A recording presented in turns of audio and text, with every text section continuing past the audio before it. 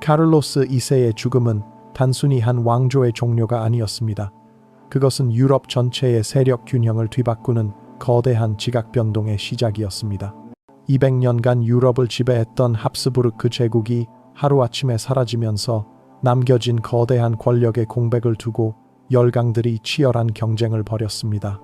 카를로스 2세는 죽기 전 유언장에서 프랑스 부르봉 왕가의 앙주 공작 필리프를 후계자로 지명했습니다.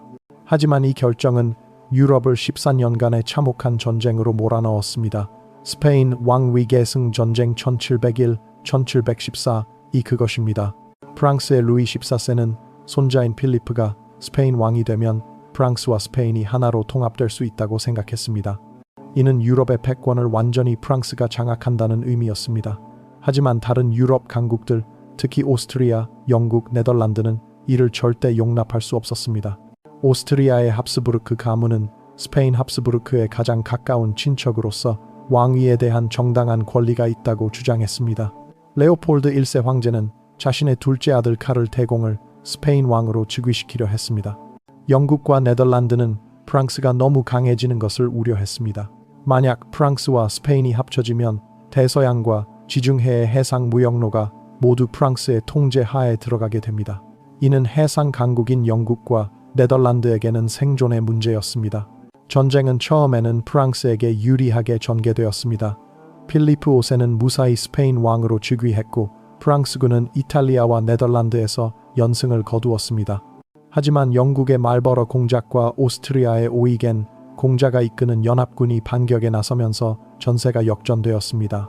1704년 블렌하임 전투에서 프랑스군이 대패하면서 전쟁의 양상이 완전히 바뀌었습니다. 연합군은 스페인 본토까지 진격했고 마드리드를 점령하기에 이르렀습니다. 한때 카를 대공이 카를로스 3세라는 이름으로 스페인 왕으로 즉위하기도 했습니다. 하지만 1711년 오스트리아 황제 요제프 1세가 갑작스럽게 죽으면서 상황이 또다시 급변했습니다. 카를 대공이 카를 6세로 신성 로마 황제에 즉위하게 되면서 이번에는 오스트리아가 너무 강해질 위험이 생겼습니다. 영국은 전쟁을 조기에 끝내는 쪽으로 정책을 바꾸었습니다. 1713년 위트레흐트 조약으로 전쟁이 끝났습니다. 필리프 5세는 스페인 왕으로 인정받았지만 프랑스와 스페인의 합병은 영원히 금지되었습니다. 오스트리아는 스페인의 이탈리아 영토와 네덜란드 남부를 얻었고 영국은 지브롤터와 미노르카 섬을 차지했습니다. 유전학적 관점에서 본 근친혼의 심층 분석. 현대 과학은 카를로스 2세가 왜 그토록 심각한 유전적 결함을 가지고 태어났는지 명확하게 설명할 수 있습니다. 2009년 스페인의 유전학자들이 합스부르크 가문의 족보를 바탕으로 컴퓨터 시뮬레이션을 실시한 결과 충격적인 사실들이 드러났습니다. 카를로스 2세의 근친교배 개수 coefficient of inbreeding는 0.254였습니다. 이는 그의 부모가 친형제자매였을 때와 거의 같은 수치입니다. 실제로는 삼촌과 조카딸 사이였지만 200년간 누적된 근친혼으로 인해 유전적으로는 형제자매 수준이 되어버린 것입니다. 더욱 놀라운 것은 카를로스 2세의 유전적 다양성이 일반인의 절반에도 미치지 못했다는 점입니다. 정상적인 인간은 부모로부터 각각 다른 버전의 유전자를 받아서 유전적 다양성을 확보합니다. 하지만 카를로스 2세는 같은 유전자를 중복으로 받은 경우가 너무 많았습니다. 이런 상황에서는 열성 유전자로 인한 질병이 발현될 확률이 기하급수적으로 증가합니다. 정상적인 경우라면 열성 유전자는 우성 유전자에 의해 억제되어 질병으로 나타나지 않습니다. 하지만 근친혼이 반복되면 같은 열성 유전자끼리 만날 확률이 높아져서 질병이 발현됩니다.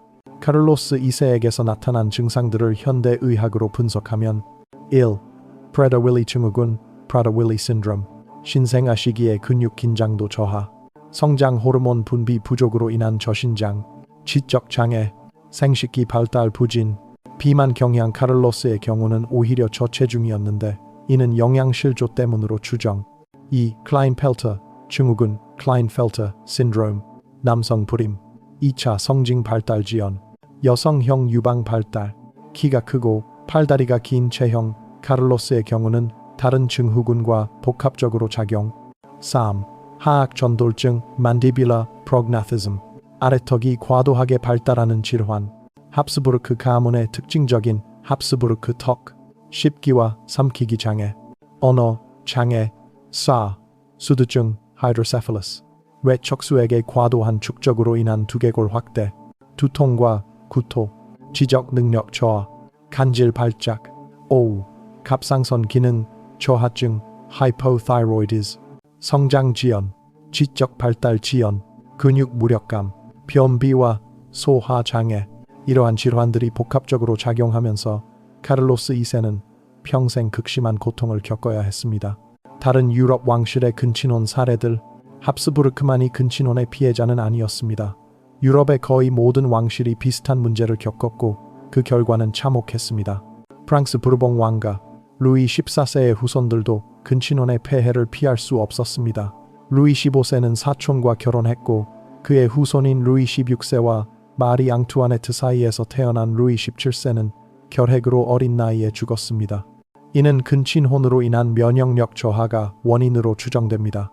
더욱 심각한 것은 루이 14세의 직계 후손들이 대부분 단명했다는 점입니다. 루이 14세는 72년간 재위했지만 그의 아들과 손자들은 모두 그보다 먼저 죽었습니다. 증손자였던 루이 15세가 왕위를 계승할 수 있었던 것은 거의 기적에 가까웠습니다. 영국 왕실도 예외가 아니었습니다.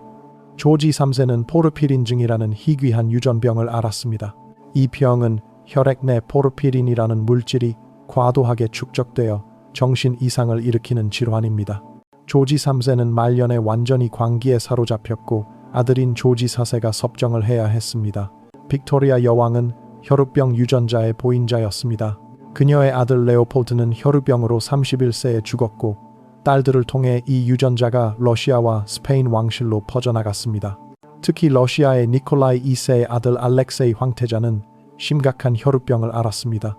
이 때문에 황후 알렉산드라는 라스푸틴 같은 요승에게 의존하게 되었고 이는 결국 러시아 혁명의 원인 중 하나가 되었습니다. 독일 제국 독일의 빌헬름 2세 황제는 분만 중 사고로 왼팔에 장애를 입었지만 이것이 단순한 사고였는지 유전적 요인이 있었는지는 논란이 있습니다. 그는 영국 빅토리아 여왕의 외손자였는데 성격적으로 매우 불안정하고 충동적이었습니다. 빌헬름 2세의 충동적인 성격과 외교적 실책들은 1차 대전의 원인 중 하나가 되었습니다. 만약 그가 좀 더 안정적인 성격이었다면 유럽의 역사가 바뀌었을지도 모릅니다. 오스트리아 헝가리 제국 프란츠 요제프 황제의 아들 루돌프 황태자는 1889년 마이어링에서 의문의 죽음을 당했습니다. 공식적으로는 자살로 발표되었지만 그의 불안정한 정신 상태가 유전적 요인과 관련이 있을 가능성이 제기되고 있습니다. 루돌프의 죽음으로 프란츠 페르디난트 대공이 후계자가 되었고 그의 암살이 1차 대전의 직접적인 도화선이 되었습니다. 이집트 프톨레마이오스 왕조의 극단적 사례 근친혼의 가장 극단적인 사례는 고대 이집트의 프톨레마이오스 왕조였습니다. 이 왕조는 알렉산드로스 대왕의 부하였던 프톨레마이오스 1세가 세운 것으로 300년간 이집트를 지배했습니다. 프톨레마이오스 왕조의 특징은 형제자매 간의 결혼이 일반화되어 있었다는 점입니다. 이는 이집트의 전통적인 파라오 제도를 모방한 것으로 신성한 왕족의 피를 순수하게 보존한다는 종교적 신념에 바탕했습니다. 클레오파트라 7세도 자신의 오빠들과 연이어 결혼했습니다.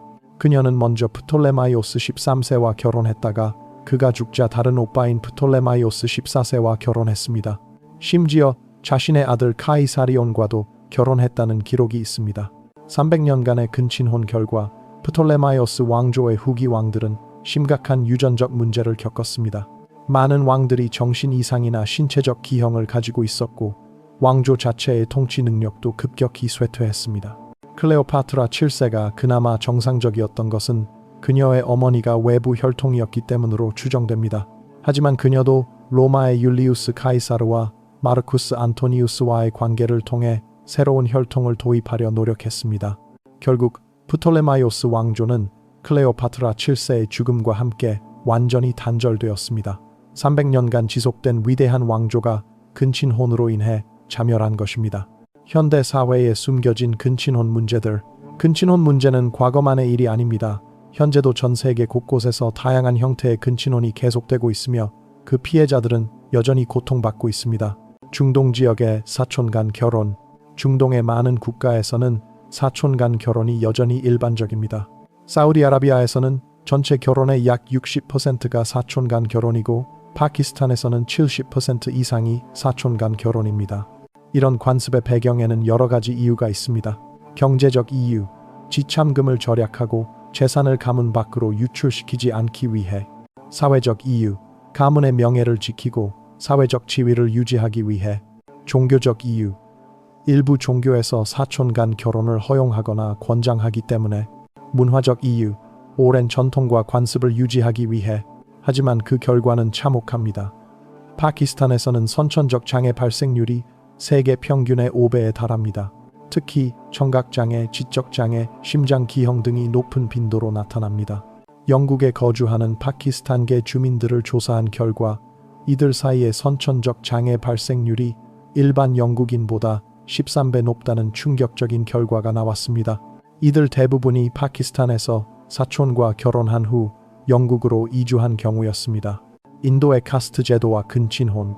인도의 카스트 제도도 사실상의 근친혼을 조장하고 있습니다. 같은 카스트 내에서만 결혼할 수 있다는 규칙 때문에 유전자 풀이 극도로 제한되어 있습니다. 특히 상위 카스트일수록 더 엄격한 혼인 규칙을 적용하기 때문에 근친혼의 폐해가 더 심각합니다. 브라만 카스트의 경우 몇 개의 고트라 고트라 내에서만 결혼이 허용되어 있어서 실질적으로는 가까운 친척 간 결혼이 반복되고 있습니다. 인도 남부의 일부 지역에서는 삼촌과 조카딸 간의 결혼이 전통으로 여겨지고 있습니다. 이 때문에 이 지역의 유전병 발생률이 다른 지역보다 현저히 높습니다. 아프리카의 부족 사회. 아프리카의 일부 부족 사회에서도 종례혼이 일반화되어 있습니다. 특히 왕족이나 족장 가문에서는 혈통의 순수성을 지키기 위해 근친혼을 강요하는 경우가 많습니다. 에티오피아의 일부 부족에서는 아버지가 죽으면 아들이 아버지의 아내들, 자신의 어머니 제외를 모두 상속하는 관습이 있습니다. 이 과정에서 이복 형제자매 간의 결합이 일어나게 됩니다. 남아프리카의 일부 부족에서는 사촌 간 결혼을 선호하는 문화가 있습니다. 특히 여성이 시집갈 때 가져가는 재산을 부족 내에 유지하기 위한 목적이 큽니다. 종교적 공동체의 문제. 일부 종교적 공동체에서도 근친혼 문제가 심각합니다. 몰몬교회 일부 분파에서는 일부 다처제와 함께 근친혼도 행해지고 있습니다. 특히 미국 유타주와 아리조나주 경계의 일부 공동체에서는 족장의 혈통을 이어받기 위해 가까운 친척 간의 결혼이 강요되고 있습니다. 이스라엘의 일부 정통 유대교 공동체에서도 비슷한 문제가 있습니다. 가문이나 레비레위족 가문의 순수성을 지키기 위해 같은 가문 내에서만 결혼하는 경우가 많습니다. 아미시 공동체도 외부와의 혼인을 금지하고 있어서 실질적으로 근친혼이 반복되고 있습니다. 이들 공동체에서는 특정 유전병의 발생률이 일반인보다 100배 이상 높은 경우도 있습니다. 현대 의료진의 딜레마. 현대 의료진들은 근친혼으로 인한 유전병 환자들을 치료하면서 복잡한 윤리적 딜레마에 직면하고 있습니다. 문화적 상대주의 vs 의학적 객관성. 의료진들은 환자의 문화적 배경을 존중해야 하지만 동시에 의학적 사실도 전달해야 합니다. 근친혼을 전통으로 여기는 환자 가족들에게 그 위험성을 설명하는 것은 매우 민감한 문제입니다. 일부 의료진들은 직접적으로 근친혼을 비판하기보다는 유전 상담이라는 이름으로 우회적으로 접근하고 있습니다. 하지만 이마저도 종교적이나 문화적 이유로 거부당하는 경우가 많습니다. 치료의 한계. 많은 유전병은 현재로서는 완치가 불가능합니다.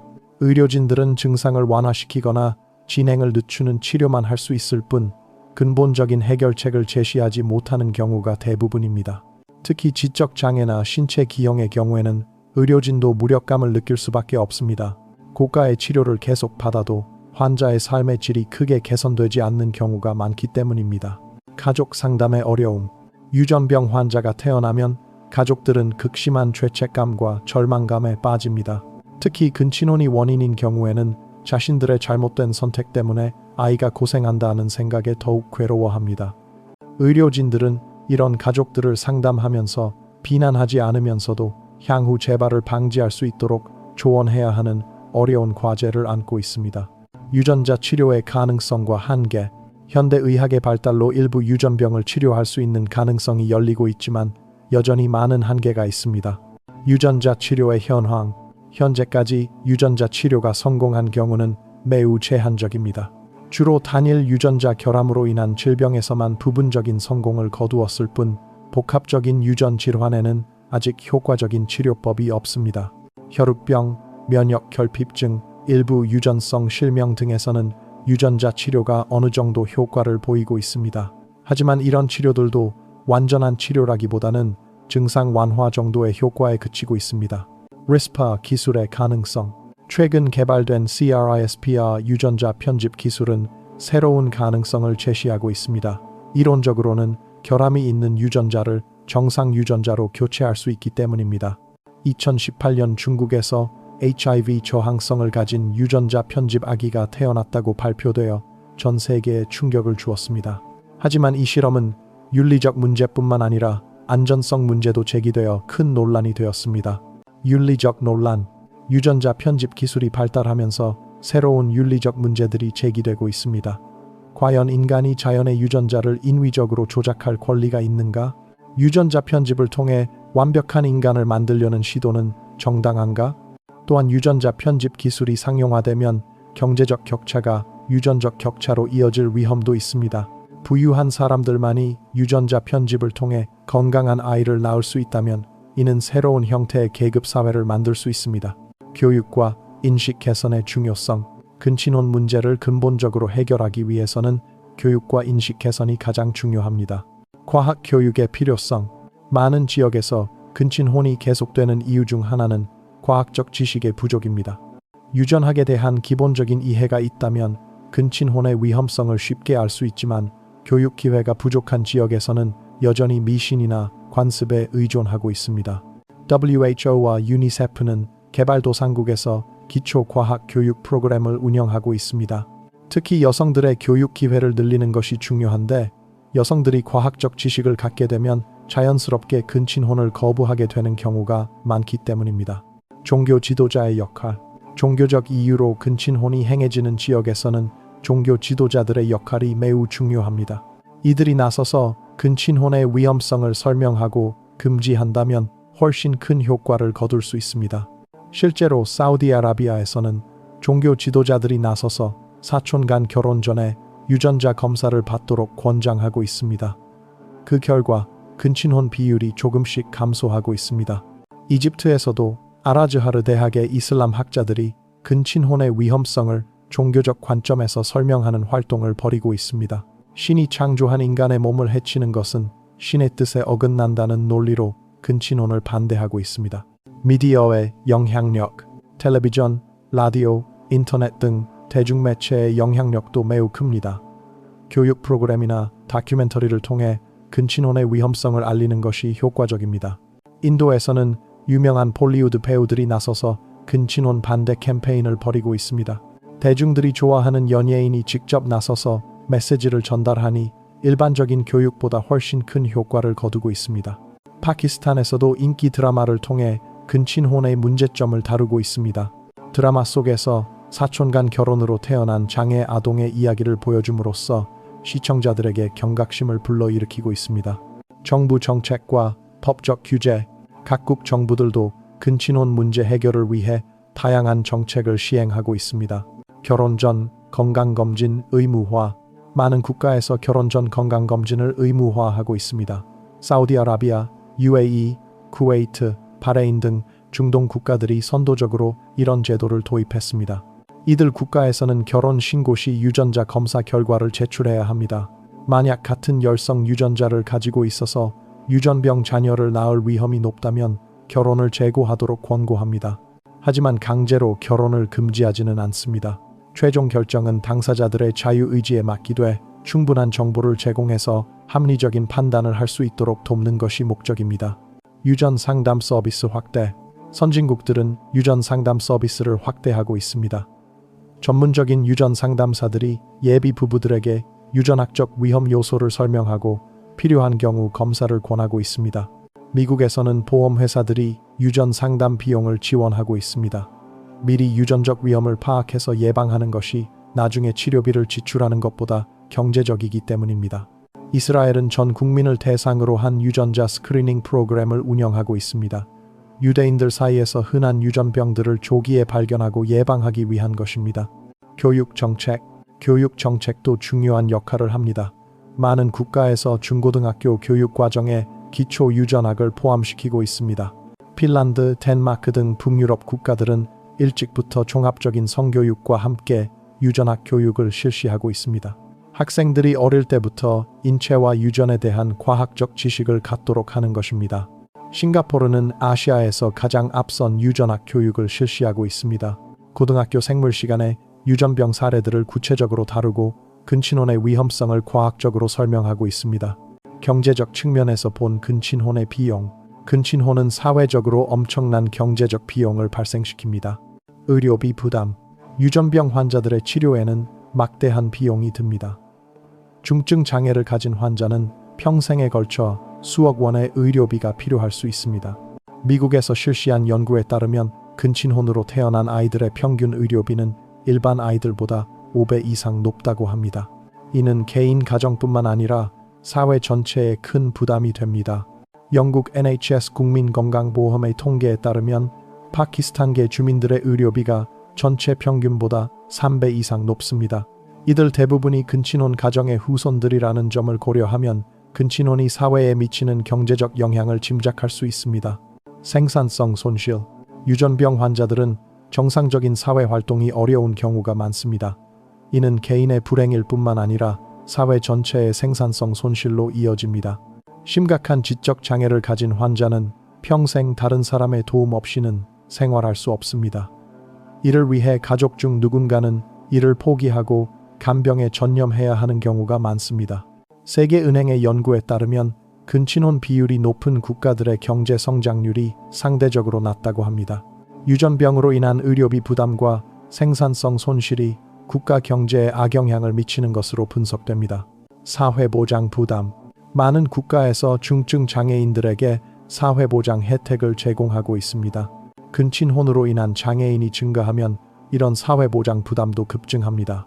독일에서는 터키계 이민자들 사이에 근친혼으로 인한 장애 아동이 증가하면서 사회보장 비용이 급증하고 있습니다. 이 때문에 독일 정부는 이민자들을 대상으로 한 유전 상담 프로그램을 확대하고 있습니다. 예방의 경제적 효과. 반대로 근친혼을 예방하면 엄청난 경제적 효과를 거둘 수 있습니다. 키프로스에서는 1970년대부터 지중해성 빈혈 검사를 의무화했습니다. 그 결과 이 질병의 발생률이 95% 이상 감소했고 연간 수백만 달러의 의료비를 절약할 수 있게 되었습니다. 사우디아라비아에서도 결혼 전 검사를 의무화한 후 유전병 발생률이 현저히 감소했습니다. 정부는 이를 통해 연간 수십억 리알의 의료비를 절약하고 있다고 발표했습니다. 기술 발전과 새로운 가능성들. 현대 기술의 발전은 근친혼 문제 해결에 새로운 가능성을 제시하고 있습니다. 유전자 검사 기술의 발달. 과거에는 유전자 검사가 매우 비싸고 복잡했지만 최근에는 비용이 급격히 하락하고 있습니다. 23만 미 같은 회사들은 $100 이하의 비용으로 유전자 검사를 제공하고 있습니다. 차세대 염기 서열 분석 기술의 발달로 전체 게놈을 분석하는 비용도 크게 줄어들었습니다. 2003년 인간 게놈 프로젝트가 완료되었을 때는 $30억 들었지만 현재는 $1,000 이하로 가능합니다. 이런 기술 발전으로 개발도상국에서도 저렴한 비용으로 유전자 검사를 받을 수 있게 되었습니다. 앞으로 기술이 더 발전하면 휴대전화만한 크기의 장비로도 현장에서 즉시 유전자 검사가 가능해질 것으로 예상됩니다. 인공지능의 활용. 인공지능 기술을 유전 상담에 활용하는 연구도 활발합니다. AI가 가족력과 유전자 정보를 분석해서 유전병 발생 위험을 예측하고 최적의 상담 내용을 제시할 수 있습니다. 구글과 IBM 같은 기술 회사들은 의료용 AI 개발에 막대한 투자를 하고 있습니다. 이들 기술이 상용화되면 전문 유전 상담사가 부족한 지역에서도 고품질의 유전 상담을 받을 수 있게 될 것입니다. 원격 의료의 확산. 코로나19 팬데믹으로 원격 의료가 급속히 확산되었습니다. 이는 외딴 지역이나 개발도상국에서도 선진국의 전문의들로부터 유전 상담을 받을 수 있는 가능성을 열어주었습니다.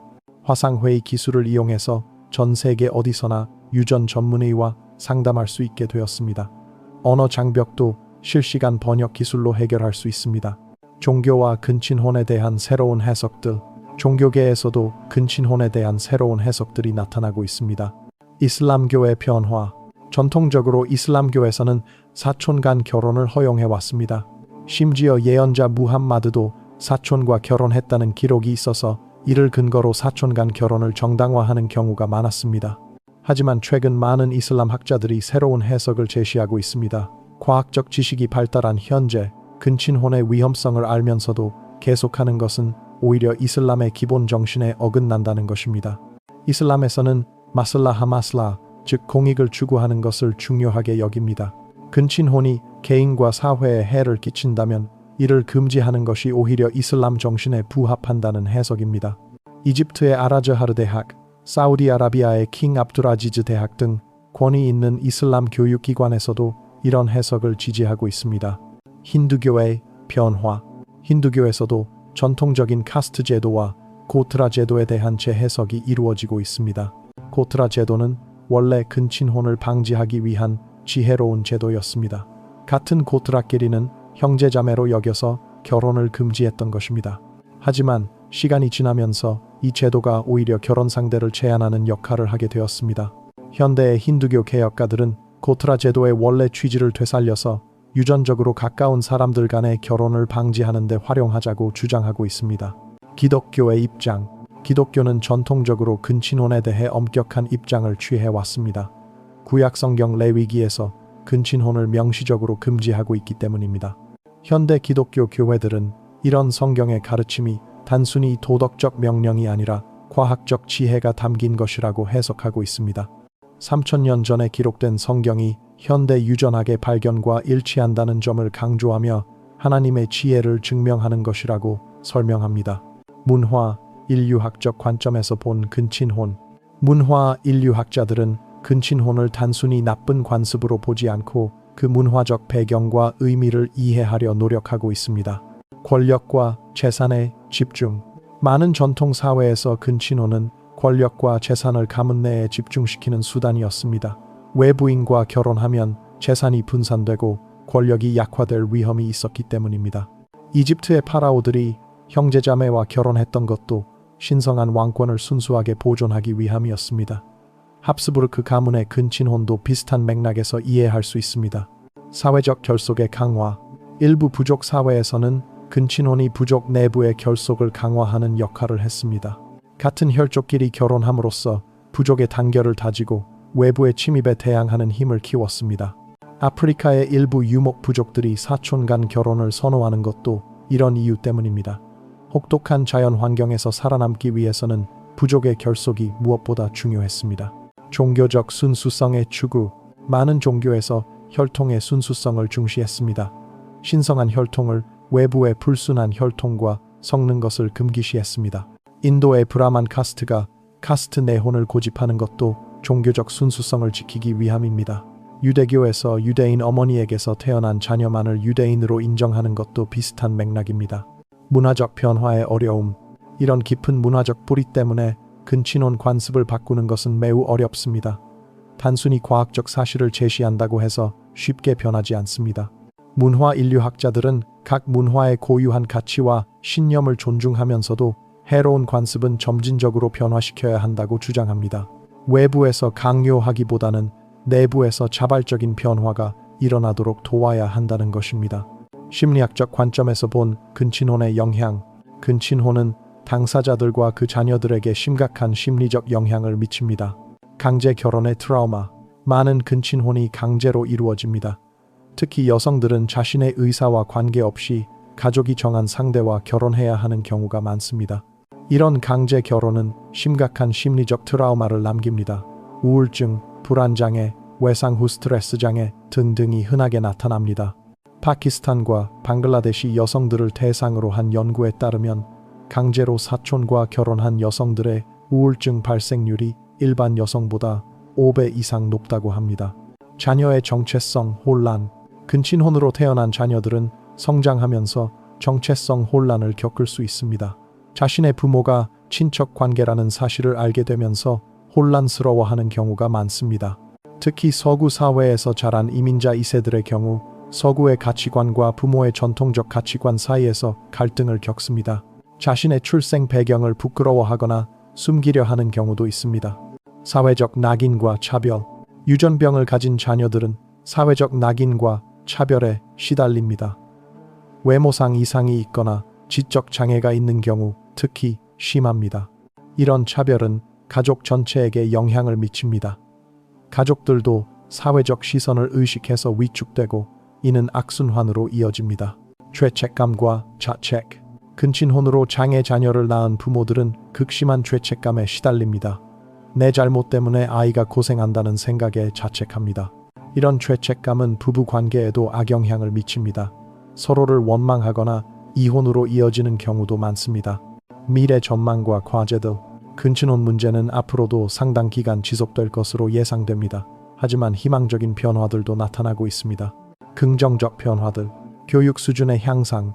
전 세계적으로 교육 수준이 높아지면서 과학적 지식이 보급되고 있습니다. 여성 지위의 향상. 여성들의 사회 진출이 늘어나면서 결혼에 대한 자기 결정권이 강화되고 있습니다. 도시화의 진행. 도시에서는 다양한 사람들과 만날 기회가 많아서 근친혼의 필요성이 줄어들고 있습니다. 기술의 발달. 유전자 검사 기술의 발달로 위험을 미리 파악할 수 있게 되었습니다. 국제적 관심. 국제기구들의 관심과 지원으로 문제 해결을 위한 노력이 활발해지고 있습니다. 지속되는 과제들. 문화적 저항. 전통을 고수하려는 보수적 세력들의 저항이 여전히 강합니다. 경제적 이유. 가난한 지역에서는 경제적 이유로 근친혼을 선택하는 경우가 많습니다. 교육 접근성. 아직도 많은 지역에서 교육 기회가 부족합니다. 종교적 갈등. 일부 종교적 근본주의자들이 변화를 거부하고 있습니다. 법적 한계. 종교의 자유와 문화적 권리를 보장하면서 동시에 근친혼을 규제하는 것은 법적으로 어려운 문제입니다. 우리가 할 수 있는 일들. 근친혼 문제 해결을 위해 우리 모두가 할 수 있는 일들이 있습니다. 개인적 차원. 과학적 지식 습득. 유전학에 대한 기본 지식을 갖추고 주변에 알립시다. 편견 없는 태도. 근친혼 피해자들을 차별하지 말고 도움을 줍시다. 기부와 후원. 관련 단체들을 후원해서 문제 해결에 기여합시다. 인식 개선. SNS 등을 통해 올바른 정보를 공유합시다. 사회적 차원. 교육 강화. 학교 교육 과정에 유전학 교육을 포함시킵시다. 의료 서비스 개선. 유전 상담 서비스를 확대합시다. 법제도 정비. 필요한 경우 법적 규제를 강화합시다. 국제협력. 국가 간 협력을 통해 문제를 해결합시다. 마지막 메시지. 카를로스 2세의 유산. 카를로스 2세는 39년의 짧은 생애 동안 극심한 고통 속에서 살았습니다. 그는 왕이었지만 행복하지 못했고 권력을 가졌지만 자유롭지 못했습니다. 그의 비극은 한 개인의 불행을 넘어서 인류 전체에게 중요한 교훈을 남겼습니다. 진정한 귀족의 품격은 순수한 혈통에서 나오는 것이 아니라 타인을 배려하는 마음에서 나옵니다. 진정한 왕족의 권위는 혈연이 아니라 덕행에서 나옵니다. 진정한 문명의 척도는 기술력이 아니라 가장 약한 구성원을 어떻게 대하느냐에 있습니다. 우리는 카를로스 2세 같은 비극이 더 이상 반복되지 않도록 해야 할 의무가 있습니다. 과학적 지식을 널리 알리고 해로운 관습을 바꾸며 무엇보다 모든 아이들이 건강하게 태어나고 행복하게 자랄 수 있는 세상을 만들어야 합니다. 기술은 발전했고 지식은 축적되었습니다. 이제 우리에게 필요한 것은 실천하는 용기입니다. 변화를 두려워하지 말고 전통이라는 이름으로 포장된 잘못된 관습들을 과감히 개선해야 합니다. 카를로스 2세는 말했습니다. 그가 실제로 한 말인지는 확실하지 않지만 그의 고통스러운 생애가 우리에게 전하는 메시지는 분명합니다. 나와 같은 괴물이 더 이상 태어나지 않기를 바란다. 모든 아이들이 건강하고 행복하게 태어나기를 바란다. 그것이 내가 이 세상에 남기고 싶은 유일한 유산이다. 이것이 바로 역사가 우리에게 주는 가장 소중한 선물입니다. 과거의 아픔을 기억하여 미래의 희망을 만들어가는 지혜입니다.